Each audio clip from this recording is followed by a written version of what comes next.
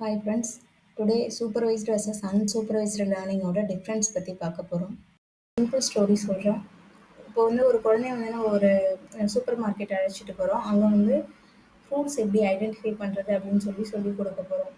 இப்போது நான் ஒரு ஆப்பிள் பழத்தை எடுத்து இது வந்து ஆப்பிள் அப்படின்னு சொல்கிறேன். அப்புறம் ஒரு ஆரஞ்சு பழத்தை எடுத்து இதுதான் ஆரஞ்சு அப்படின்னு சொல்லி கொடுக்குறேன். ஸோ இப்போ அந்த குழந்தைக்கு வந்து ஈஸியாக புரியும்.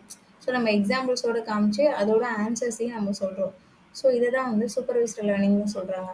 அதாவது டேட்டா கூட லேபிள்ஸையும் கொடுக்குறோம். ஓகேவா? ஸோ இதுதான் வந்து சூப்பர்வைஸ்டு லேர்னிங். இப்போது அன்சூப்பர்வைஸ்டு லேர்னிங் அப்படின்னா என்னென்னு சொல்கிறேன். ஸோ இப்போ இன்னொரு சுச்சுவேஷன் எப்படின்னா, குழந்தைய வந்து ஃப்ரூட் ஷாப்க்கு எடுத்துகிட்டு போகிறோம். அதுக்கான நம்ம எந்த ஒரு பேருமே சொல்லலை. ஸோ என்ன பண்ணுது அந்த குழந்தை, அதுவாக பார்த்து ஃப்ரூட்ஸை எல்லாத்தையும் எடுத்து ஒரு கேட்டகரியில் இருக்கிற ஃப்ரூட்ஸை எல்லாம் ஒரு பக்கமும், இன்னொரு கேட்டகரியை இன்னொரு பக்கமும் அதுவே வந்து ஸ்ப்ளிட் பண்ணி ஃப்ரூட்ஸை வந்து எடுத்து வைக்குது.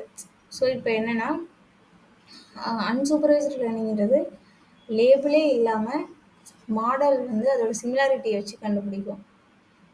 சிம்பிளாக சொல்லணும் அப்படின்னு பார்த்தீங்கன்னா, லேபிள்ஸோட லேர்ன் பண்ணுறது சூப்பர்வைஸ்டு லேர்னிங்.